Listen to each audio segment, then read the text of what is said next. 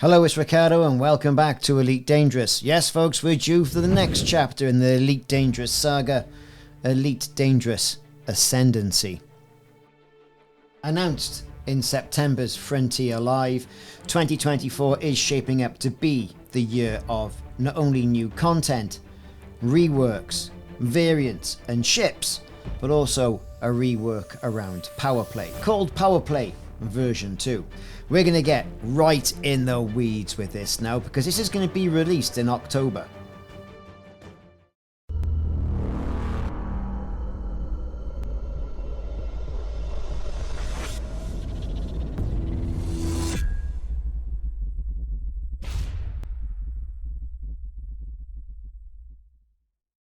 It's all big news from Frontier this month. Not only do we have a new branding for the Elite Dangerous franchise of the game, Elite Dangerous Ascendancy, we have a reveal on the Mandalay and all the hard points and internal gubbins that it's got. But we also have a deep dive and a breakdown on PowerPlay version 2, due to release in October 2024. Frontier Development went out to the community to ask, well, what do you want to know about PowerPlay?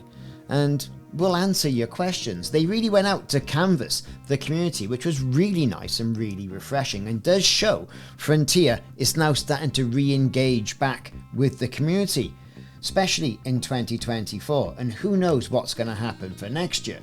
Either way, they turned round and asked several questions. They rolled out good old Curtis Griffiths, game designer responsible along with the rest of the team for PowerPlay version 2. And the first question came right in. Will PowerPlay version 2 be open play only? To which he responded, well, they're looking at this and they're monitoring all the player feedback, showing that again they are listening to the player community. At the moment though, there are no plans to make PowerPlay version 2 open only. So it means you can play it in solo, you can play it in your private group, and you can also play it in open, but you are not tied down to open only. Frontier are also eager to mention that the footage is of course still being tweaked, and whatever we were seeing was very much a graphical representation of what it all could look like through the different phases. For example, this is an exploited station and you can see different areas. But all that aside, they turned around and then said, well, what about this question here? Is there going to be a transition plan between PowerPlay version 1 as we have today and PowerPlay version 2? To which I thought his response was quite guarded, although still remaining to be open. He did say that there were a fair number of changes in what was being part of a power actually means. So the player community, us commanders, will start off unpledged when PowerPlay version 2 does indeed go live. This won't incur any penalties like it will in PowerPlay version 1 when you had the bounty hunters after you and people chasing you around and you were like, okay, who cares? But anyway, with PowerPlay version 2, you'll start off completely unaligned. As for all the powers and their territories, there'll be a snapshot of the current state of play in the galaxy, and with as few changes as possible, they'll try and convert them and import them into PowerPlay version 2. That's the thing. So they think within a pretty good margin of error, everything's going to go fine. It was also asked, will players be able to support multiple powers? Well, you can't today, and I suppose there's no stupid questions really, but let's be fair. You'll be able to pledge to one power, though you're free to leave your power at any time and find another. Although they say you will lose your perks that you build up and accrue, and your loyalty ranks will then start from the beginning when you change to a different power. So pretty much the same as what you do now. So you can't have multiple superpowers to be joined to.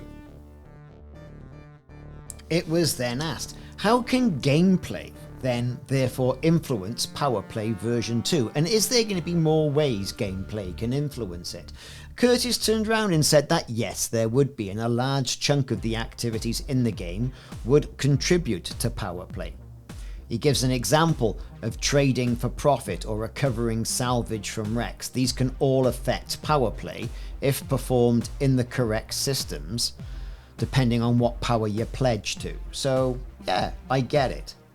There was also a question about on-foot activities. Do they play a larger role in power play? To follow on that gameplay question, and on-foot activities on planets will indeed have a greater role in power play, which is good stuff, and all on-foot activities as well. The question was brought up around crime and punishment, something that's been a while since it was last refreshed in-game.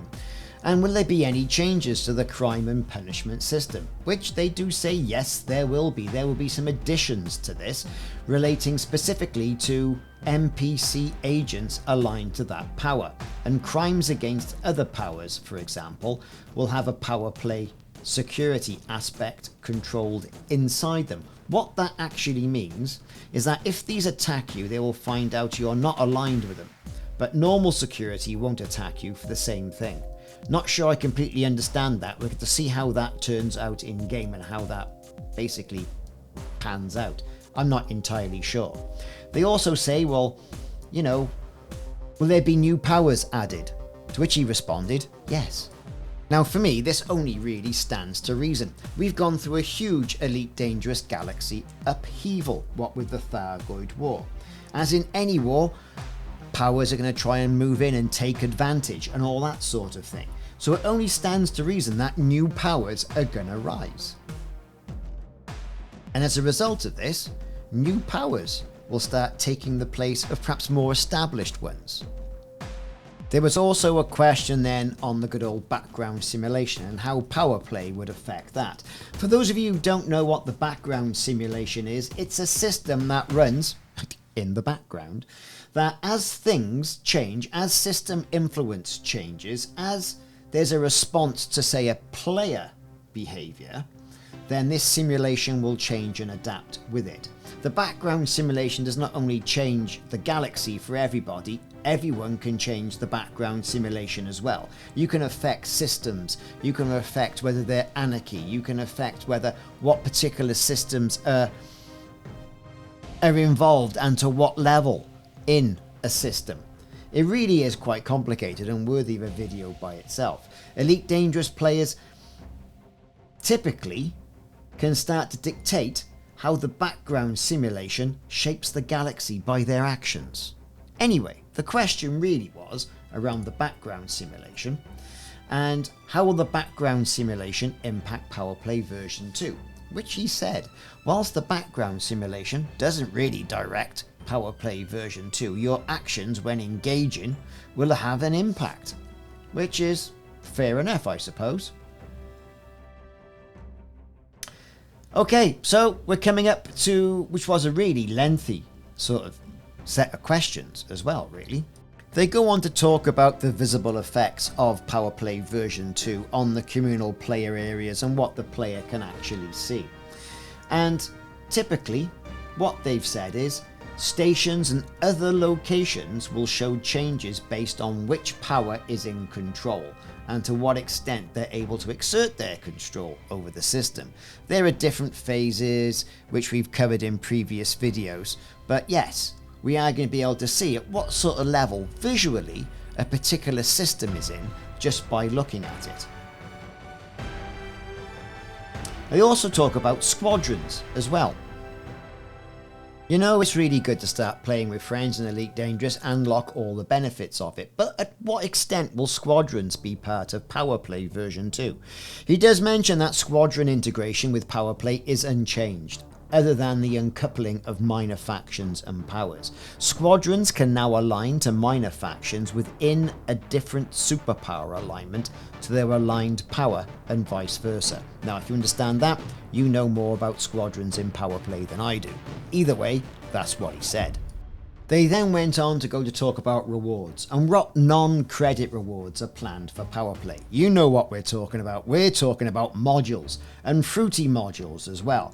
These are going to take the form of perks that will give benefits to your powers in the systems. You'll also get care packages that reward credits and engineering materials and module unlocks to PowerPlay. Every power can now reward its agents with each unique PowerPlay modules you'll gradually unlock as your loyalty rank increases, which is all good stuff. They're also asked about the PowerPlay modules and will they be rebalanced, which they said no and not during the launch cycle. So they're not saying no in any particular areas really.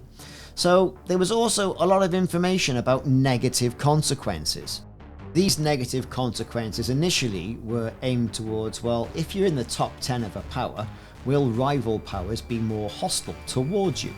At launch, there'll be no negative to being in the top 3, 5 or 10 powers. However, the more territory the power does tend to have, then the more fruitier it's going to get. And then, how will PowerPlay affect those who don't wish to engage with it? Like, people can take it or leave it, can't they? You know, as it stands, you align with a power, great, you forget about it for 4 weeks, go back, deliver the stuff, and then get the modules. So is it going to be more in-depth? Because it really does need to.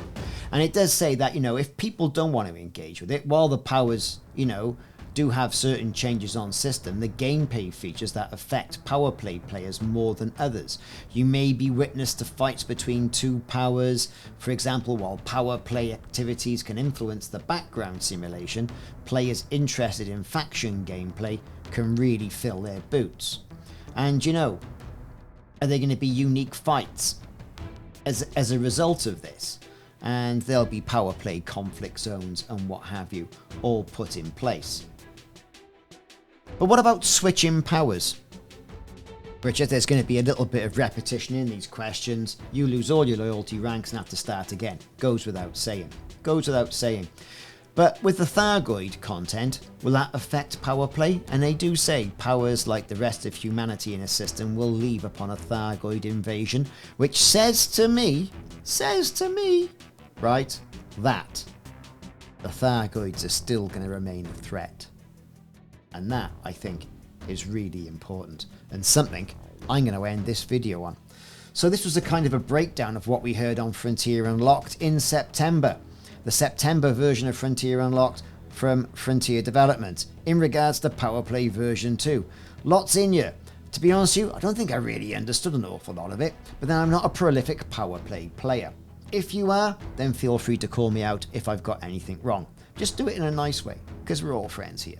Either way, it's going to be hitting us in October, hopefully, and I hope this launch goes really well, because it kinda has to, because you're only as good as your last cock-up. I've been Ricardo, thanks very much for watching, I'll see you soon.